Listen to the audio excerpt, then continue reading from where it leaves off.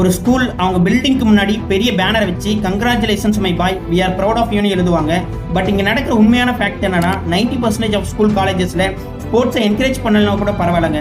Sometimes ஒரு ஸ்டூடெண்டாக கூட பார்க்க மாட்டாங்க. அண்ட் கிரிக்கெட்டை கெரியர் நினைச்சு போராடுறவங்க எங்களுக்கு செலெக்ஷன்ஸ் இருக்கு, ட்ரையல்ஸ் இருக்கு, லீவ் வேணும்னு கேட்டால் சப்போர்ட் பண்ணாமல் நீ என்ன சச்சினா தோனியான்னு இன்சல்ட் பண்ணுவாங்க. ஈவன் பேரண்ட்ஸும் அட்டண்டன்ஸ் போகுது, இயர்ஸ் போகுது, டைம் வேஸ்ட்டுன்னு நம்மளோட டேலண்ட்டை சின்ன வயசுல கில் பண்ணிடுவாங்க.